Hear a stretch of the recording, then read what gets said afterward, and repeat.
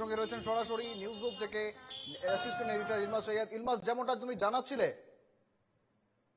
দেখো এরপর ডিজিসিএ তার প্রোটোকল অনুযায়ী এবার ফার্স্ট যেটা করবে সেটা হচ্ছে বিমানের যে ব্ল্যাক বক্স হয় সেই ব্ল্যাক বক্সকে উদ্ধার করবে। ব্ল্যাক বক্সের ভেতর বিমানের অত্যন্ত গুরুত্বপূর্ণ সব ডেটা সঞ্চয় করা থাকে। তার মধ্যে বিমানের গতি কত ছিল, ফ্লাইট স্পিড কত ছিল, উইন্ড স্পিড কত ছিল, কি কি কথোপকথন হয়েছে, অর্থাৎ বিমানের সঙ্গে পাইলটের সঙ্গে ককপিটের সঙ্গে এয়ার ট্রাফিক কন্ট্রোলার কিংবা এটিসি তাদের কি কি কথোপকথন হয়েছে সেই সমস্ত কিছু রেকর্ডিংস থাকে। একই সঙ্গে বিমানের পাইলট মেডে কল দিয়েছিল কিনা সেই কথোপকথন থাকে। বিমানে যদি কোনো টেকনিক্যাল ফল্টস হয় পাইলট সেটা এটিসি তে কমিউনিকেট করবে। কোনো অল্টারনেটিভ ল্যান্ডিং স্পট কিংবা কোনো ফেলিয়ারের কথা বলা হয়েছে কিনা এই সমস্ত কিছু কিন্তু সেই ব্ল্যাক বক্স থেকে পাওয়া যাবে। তারপরে কিন্তু জানা যাবে ঠিক কোন কারণে এয়ার ইন্ডিয়া AI-171 বোয়িং 747 এয়ারক্রাফটটি মাঝ আকাশে ভেঙে পড়লো। ঠিক কোন কারণে ভেঙে পড়লো তারপরে কিন্তু জানা যাবে। এই মুহূর্তে মেঘানীনগরের যে চিত্র আমরা দেখতে পাচ্ছি, মেঘানীনগরে এই মুহূর্তে দুটি বিল্ডিং একেবারে বিপর্যস্ত, দাউ দাউ করে জ্বলছে। ডিজিসিএ সমস্ত রকম ইনভেস্টিগেশন এরপর তারা স্টার্ট করবে। অ্যাজ পার প্রোটোকল বিমানের ব্ল্যাক বক্স উদ্ধার করা হবে, ব্ল্যাক বক্স থেকে তথ্য ডেটা সেগুলো সঞ্চয় করা হবে। এখনো পর্যন্ত যা জানা যাচ্ছে 242 জন ক্রু এবং যাত্রী নিয়ে এই মুহূর্তে 242 জন যাত্রী নিয়ে উড়েছিল এই বিমানটি। আহমেদাবাদ থেকে লন্ডনের উদ্দেশ্যে উড়েছিল এবং এরপর দেখার ঠিক কোন কোন কারণ ডিজিসিএ তাদের তদন্তে পায়, ঠিক কোন কারণে এই বিমানটি মাঝ আকাশে ভেঙে পড়ে এবং মেঘানীনগর যে এলাকায় এই বিমানটি ভেঙে পড়ে সেখানে কোল্যাটারাল ড্যামেজেস কতটা হলো। যে ছবি আমরা দেখতে পাচ্ছি এই মুহূর্তে মেঘানীনগরে কিন্তু disaster management, ambulance, fire fighting services, emergency services, সেনা পুলিশ কিংবা মিলিটারি পুলিশ, সেনার এভিয়েশন উইং, এরা সবাই নেমে গিয়েছে। এক এক করে হাসপাতালে মৃতদেহ নিয়ে যাওয়ার কাজ শুরু হচ্ছে। গোটা এলাকা মেঘানীনগরের ক্র্যাশ সাইট একেবারে ধ্বংসস্তূপে পরিণত হয়েছে। যত সময় গড়াবে তত আরো ইনফরমেশন আসবে, কিন্তু এই মুহূর্তে ঠিক কোন কারণে এই বিমান ভেঙে পড়েছে তার স্পেকুলেশন করার কোন রকম জায়গা আমাদের নেই। কিন্তু এয়ার ইন্ডিয়া থেকে কিন্তু টুইট করা হয়েছে, এয়ার ইন্ডিয়া থেকে এক্স হ্যান্ডেলে পোস্ট করা হয়েছে এবং তারা স্বীকার করেছেন কার্যত এই প্লেন ক্র্যাশের ঘটনা। পাশাপাশি তারা যেমনটা জানিয়েছেন যে কিভাবে কি হলো সমস্তটা বিস্তারিতভাবে তারা জানাবেন। একেবারেই যে এয়ার ইন্ডিয়ার তরফ থেকে এই মুহূর্তে এটাই জানানো হবে যে তারা এই খবরটাকে কনফার্ম করবে। এবং আমি একবার তোমায় বলবো শুভেন্দু, এয়ার ইন্ডিয়া টুইটারে কি লিখেছে একবার যদি তুমি আমাদের পড়ে শোনাও। ইলমাস, যেখানে যেমনটা রয়েছে, flight AI-171 operating Ahmedabad London Gatwick was involved in an incident today 12 June 2025. At this moment we are asserting the details and will share further updates at the earliest on airindia.com and on our X handle. Air India স্পোকসপারসনের তরফ থেকে কিন্তু এমনটাই জানানো হয়েছে ইতিমধ্যে। ইলমাস, একেবারে air ইন্ডিয়ার তরফ থেকে শুভেন্দু ফার্স্ট রেসপন্স দেওয়া হলো। তারা এই ঘটনা স্বীকার করলেন এবং এই ঘটনা যে ঘটেছে সেটা কনফার্ম করলেন এবং যেমন এয়ার ইন্ডিয়ার তরফ থেকে বলা হলো এরপর ইনভেস্টিগেশন হবে। প্রোটোকল মেনে ডিজিসিএ ইনভেস্টিগেট করবে, এয়ারলাইন্স তারা নিজেরা ইনভেস্টিগেট করবে। ডিজিসিএর ইনভেস্টিগেশন প্রাধান্য পাবে। বিমানের ব্ল্যাক বক্স উদ্ধার করা হবে, ব্ল্যাক বক্সের রেকর্ডিং চেক করা হবে, ফ্লাইট টেক অফের সময় এটিসি রেকর্ডিংস চেক করা হবে, ককপিট এন্ড এটিসি কনভারসেশনস সেগুলো ফলো আপ করা হবে। বিমান যখন দুর্ঘটনার কবলে পড়ে সেই সময় কোন রকম মেডে কল পাইলট এটিসি কে দিয়েছিল কিনা, কোন রকম ফেলিয়ারের কথা পাইলট এটিসি কে বলেছিল কিনা সেই সমস্ত কিছু জানা হবে। এবং একই সঙ্গে এই বিমানের টেকনিক্যাল শিট, অর্থাৎ কোন বিমান টেক অফ করার আগে, বিশেষ করে দূরপাল্লার বিমান টেক অফ করার আগে তার টেকনিক্যাল স্পেকস চেক করা হয়, তার টেকনিক্যাল চেক হয়। সেই টেকনিক্যাল চেককে আবার পুঙ্খানুপুঙ্খভাবে বিচার করা হবে। সমস্ত রকম টেকনিক্যাল স্পেসিফিকেশন ঠিক ছিল কিনা, কোনো ফুয়েল লিকেজ ছিল কিনা, ইঞ্জিনে কোনো সমস্যা ছিল কিনা, রেডার সমস্যা ছিল কিনা, এই সমস্ত কিছু কিন্তু দেখা হবে।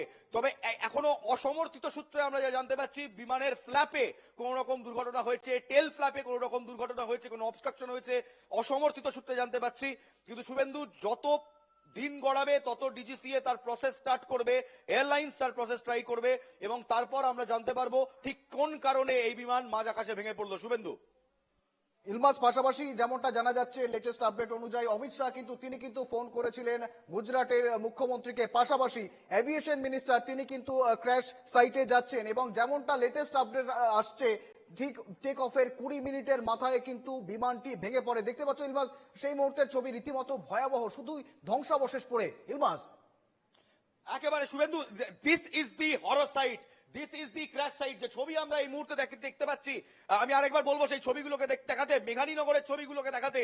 মেঘানীনগরে এই মুহূর্তে that is the crash site. এখানে কোল্যাটারাল ড্যামেজ অ্যাসেস করতে হবে। পরপর দুটি বিল্ডিং দাউ দাউ করে জ্বলছে, একেবারে ধ্বংস হয়ে গিয়েছে। গোটা এলাকা দাউ দাউ করে জ্বলছে, কালো ধোঁয়ায় ঢেকে পড়েছে। সেখানে অ্যাম্বুলেন্স, ডিজাস্টার ম্যানেজমেন্ট সবাই পৌঁছে গিয়েছে। 242 জন যাত্রী এবং ক্রু তারা বিমানে ছিলেন, কিন্তু এই বিমানের ধ্বংসাবশেষ একটা 747, ইটস আ হিউজ ক্রিচার, এটা একটা বিশাল প্লেন। সেইটা যখন একটা ঘন বসতিপূর্ণ এলাকায় পড়ে, তার আশেপাশে প্রচুর ড্যামেজ হবে।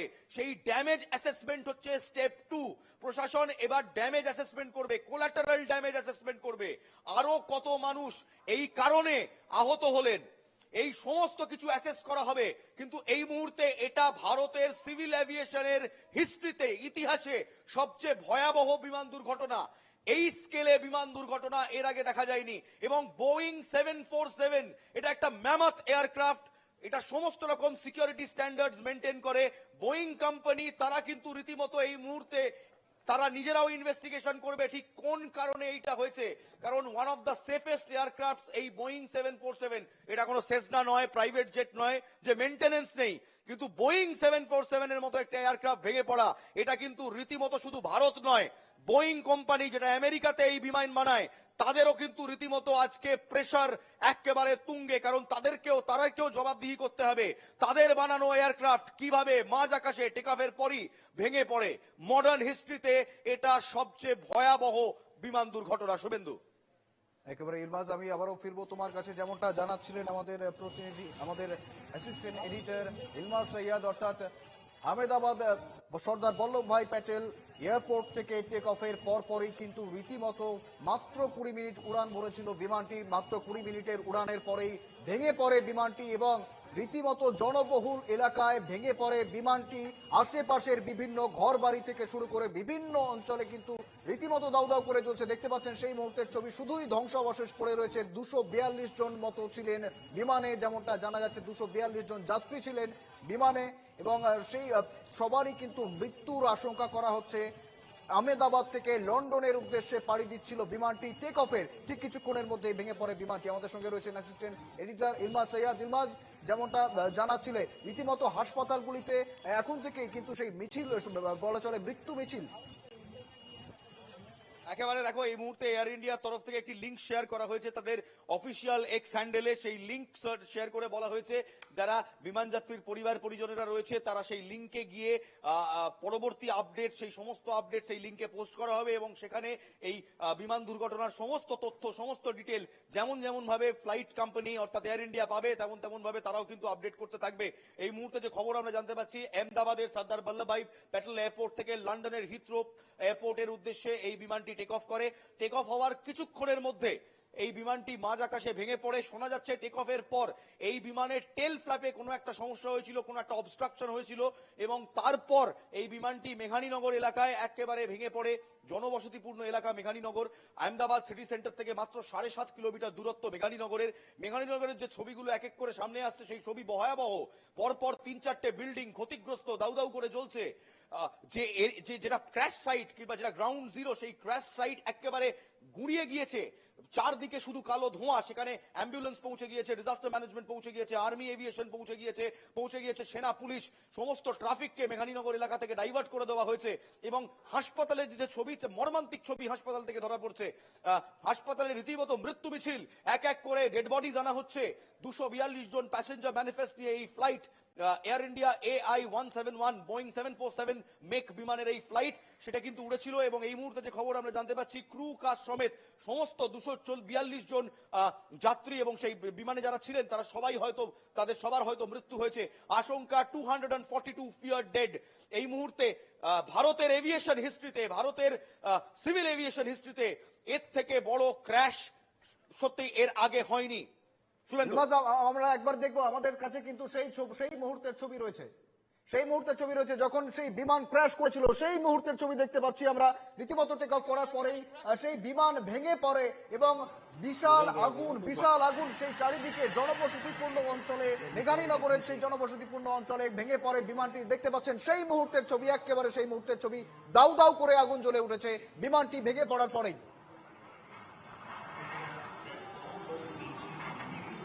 पूरे ही गए होंगे ना कोई बात अपनी सवारी कितनी चाहिए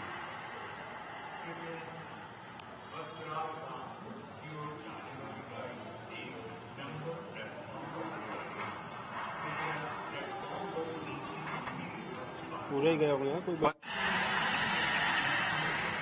अपनी सवारी कितनी चाहिए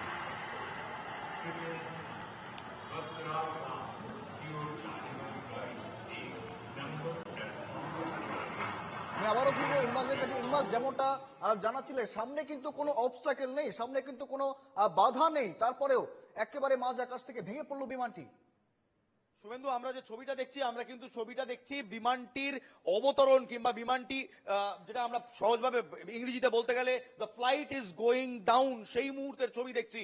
টেক অফ করার পর সাধারণত একটা ফ্লাইটের ট্র্যাজেক্টরি সব সময় আপওয়ার্ডস হয়, পারপেন্ডিকুলার 45 ডিগ্রি আপওয়ার্ডে সেই ফ্লাইটের ট্র্যাজেক্টরি হয়। কিন্তু এখানে যে ছবিটা আমরা দেখছি, আপওয়ার্ড ট্র্যাজেক্টরির পর সেই বিমান কিন্তু হাইট গেইন করতে পারছে না, নিচের দিকে নামছে, টেরেন লেভেলে নামছে এবং সেই টেরেন লেভেলে ক্র্যাশ করছে এবং তারপর that big ball of fire.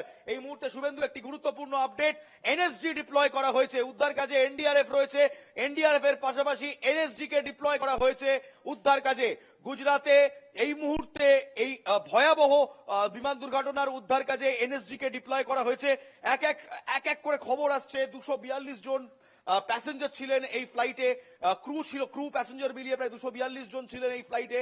তাদের সবারই মৃত্যুর আশঙ্কা করা হচ্ছে। বোয়িং 747, এই তুমি এই ভিডিওটা দেখলেই বুঝতে পারবে, যে ভিডিওটা আমরা বারবার দেখাচ্ছি, এই ভিডিওটা দেখলেই বুঝতে পারবে যে এই ভিডিওটা, এই ফ্লাইটটা ইটস আ ম্যামথ ফ্লাইট, এটা বিরাট একটা ফ্লাইট, এটা বোয়িং 747 ইন্টারন্যাশনাল ক্যারিয়ার ফ্লাইট। এই ফ্লাইটটি যখন যে এলাকায় ভেঙে পড়লো, মেঘানীনগর এলাকায় ভেঙে পড়লো, আহমেদাবাদ সিটি সেন্টার থেকে মাত্র 7.5 কিলোমিটার দূরত্ব মেঘানীনগরের যে ছবি আমরা পাচ্ছি, রীতিমতো ভয়াবহ ছবি। মেঘানীনগরে পরপর একাধিক বিল্ডিংস আমরা দেখতে পাচ্ছি একেবারে ধ্বংস হয়ে গিয়েছে, দাউ দাউ করে জ্বলছে। ক্র্যাশ সাইট একেবারে কালো ধোঁয়ায় ঢেকে পড়েছে। সেখানে এনডিআরএফ রয়েছে, সেখানে সেনা পুলিশ রয়েছে, সেখানে আর্মি এভিয়েশন রয়েছে এবং লেটেস্ট আপডেট এনএসজি কে ডিপ্লয় করা হচ্ছে উদ্ধার কাজে। ভারতের সিভিল এভিয়েশনের ইতিহাসে এটি সবচেয়ে বড় এয়ার ক্র্যাশ এবং এই এয়ার ক্র্যাশের পুঙ্খানুপুঙ্খ তদন্ত হবে। এয়ার ইন্ডিয়া তারা নিজেদের তরফ থেকে তদন্ত করবে, ডিজিসিএ তারা নিজেদের তরফ থেকে তদন্ত করবে এবং বোয়িং কোম্পানি যারা এই AI 171 কিংবা 747 বোয়িং বিমানটি বানিয়েছিলেন, সেই বোয়িং কোম্পানি তারাও কিন্তু তদন্ত করবে যে ঠিক কোন কোন কারণে এই বিমানটি এভাবে ভেঙে পড়লো। শুভেন্দু, একেবারে ইলমাস, যেমনটা জানাচ্ছিলাম আমরা, রীতিমতো 1988 সালের 19 অক্টোবরের স্মৃতি ফিরে এলো। তবে সেদিন 133 জনের মৃত্যু হয়েছিল, কিন্তু আজকের এই বিমানে 242 জন যাত্রী থাকার খবর আসছে। অর্থাৎ ভারতীয় এভিয়েশন সেক্টরে হিস্ট্রির রীতিমতো সবচেয়ে বড় প্লেন ক্র্যাশ। पूरे ही गए होंगे ना कोई बात এভিয়েশন হয় সিভিল এভিয়েশনে গত 10 বছরে কিংবা গত 20 বছরে সিভিল এভিয়েশনে এটা সবচেয়ে বড় ক্র্যাশ। কিন্তু যদি আমরা এভিয়েশন দেখি, এর আগে সিডিএস জেনারেল বিপিন রাওয়াত, তার helicopter crash was one of the major ক্র্যাশেস, কিন্তু সেটা একটা চপার ক্র্যাশ ছিল। তার সঙ্গে একটা বোয়িং 747 এর তুলনা টানা যায় না। বোয়িং 747 এর মেক আর চপারের মেক একেবারে আলাদা। কিন্তু ঠিক কোন কারণে এই বিমান টেক অফের পর 45 ডিগ্রি ট্র্যাজেক্টরিতে অল্টিটিউড গেইন না করে টেরেন অল্টিটিউডে নেমে এলো, সেটাই কিন্তু এখন সবচেয়ে বড় প্রশ্ন। এরপর ডিজিসিএ এবং এয়ারলাইন্সের তরফ থেকে এই বিমানের ব্ল্যাক বক্স উদ্ধার করা হবে, কমিশন করা হবে, তারা তদন্ত করবে ব্ল্যাক বক্সে টেক অফের সময় অল্টিটিউড কি ছিল, গতি কি ছিল, উইন্ড স্পিড কি ছিল, সেই সমস্ত ডেটা নথিভুক্ত হয়, সেই সমস্ত ডেটা নেওয়া হবে। তার সঙ্গে ককপিট কনভারসেশনস, ককপিটের সঙ্গে এটিসির কি কি কনভারসেশনস হয়েছে, পাইলট মেডে কল দিয়েছিল কিনা। মেডে কল তখন দেওয়া হয় যখন একজন পাইলট বুঝতে পারেন যে তার হাতে আর কোনো কিচ্ছু করার নেই, the flight is going down, the aircraft is going down, সেই সময় পাইলট এটিসি কে মেডে কল দেয়। মেডে কল সিভিল এভিয়েশন কিংবা যে কোনো রকম এভিয়েশনে the ultimate call, ultimate disaster call, সেই ultimate disaster call, mayday call আদৌ পাইলট দিয়েছিলেন কিনা সেটা দেখা যাবে। মেডে কলের আগে কি কি কথোপকথন হয়েছে, কোন রকম সিস্টেম্যাটিক এরারের কথা বলা হয়েছে কিনা, সেই সমস্ত কিছুর তদন্ত হবে ব্ল্যাক বক্স থেকে। তার সঙ্গে যে কোনো বিমান, বিশেষ করে দূরপাল্লার বিমান টেক অফ করার আগে তারা তার যাত্রীর সময় টেক অফ করার আগে তার টেকনিক্যাল স্পেসিফিকেশন হয়, তার টেকনিক্যাল চেক হয়, তার ফুয়েল চেক হয়, তার ইঞ্জিন চেক হয়, তার ব্রেক চেক হয়, তার ফ্ল্যাপস চেক হয়। এই সমস্ত কিছু চেকে কি কি বেরিয়ে এসেছিল সেগুলোর দিকেও কিন্তু আবার নজর দেওয়া হবে। কোথাও কোনো রকম গলদ ছিল কিনা সেদিকে নজর দেওয়া হবে। তার সঙ্গে সঙ্গে আরেকটি ইনভেস্টিগেশন কন্ডাক্ট করা হবে ডিজিসি এর পক্ষ থেকে এবং এয়ারলাইন্স এর পক্ষ থেকে, যে ইনভেস্টিগেশনে স্যাবোটাজ থিওরিকেও এক্সপ্লোর করা হবে, অর্থাৎ ভেতর থেকে কেউ কোনো রকম স্যাবোটাজ করেছিল কিনা সেই থিওরিকেও আমি তোমায় একটু থামাবো। ইতিমধ্যে কিন্তু মমতা বন্দ্যোপাধ্যায় তিনি টুইট করেছেন, তিনি জানাচ্ছেন stunned and profoundly shocked to know the most tragic Air Indian plane crash at Ahmedabad today. পাশাপাশি তিনি বলছেন, it is a most sad news for all of us, even we while anxious wait for survivors details and pray for survival of all. The crash during takeoff of the London-bound plane has shaken and saddened me at my core. While we do not know exact figures, media reports indicate that there were 242 passengers in the plane. I am praying to God at this moment. অর্থাৎ মমতা বন্দ্যোপাধ্যায় তিনিও কিন্তু ঈশ্বরের কাছে প্রার্থনা করছেন এবং পাশাপাশি তিনি যারা আহত হয়েছেন সকলেরই কিন্তু যারা তাদের তাড়াতাড়ি সুস্থ হয়ে ওঠেন সে বিষয়ে কিন্তু তিনি প্রার্থনা করছেন। অন্যদিকে আমরা যদি দেখি, ইতিমধ্যেই হোম মিনিস্টার অর্থাৎ অমিত শাহ তিনি কিন্তু ফোন করেছেন গুজরাটের মুখ্যমন্ত্রীর কাছে। পাশাপাশি গুজরাটের যিনি এভিয়েশন মিনিস্টার রয়েছেন তিনি কিন্তু দুর্ঘটনাস্থলের দিকে রওনা দিয়েছেন। আমি আবারও ফিরবো, আমাদের সঙ্গে রয়েছেন অ্যাসিস্ট্যান্ট এডিটর ইলমাজ সৈয়দ। ইলমাজ, ইতিমধ্যে কিন্তু টুইটারে শোক জ্ঞাপন করেছেন মমতা বন্দ্যোপাধ্যায়। একেবারে শুভেন্দু, আমি আরো কয়েকটি ব্রেকিং আপডেটসে তোমার নজর রাখবো। It's a Boeing 787A Dreamliner Airbus, অর্থাৎ এটি অত্যন্ত সুরক্ষিত একটি এয়ারবাস। এই যে বোয়িং 787 এর কথা বলছিলাম, Boeing 787A Dreamliner Airbus, 7878 Dreamliner Airbus Boeing এর। কনফার্ম সোর্সেস থেকে আমরা এই খবর পাচ্ছি। এই ফ্লাইট আজকে ঠিক দুপুর 12টা বেজে 10 মিনিটে, ঠিক দুপুর 1টা বেজে 10 মিনিটে টেক অফ করে এয়ারপোর্ট থেকে। 1টা বেজে 10 মিনিটে টেক অফ করে এবং তার কিছুক্ষণের মধ্যেই এই ভয়াবহ দুর্ঘটনা ঘটে। এর maximum capacity 1,26,000 fuel capacity, 1,26,000 litre fuel capacity.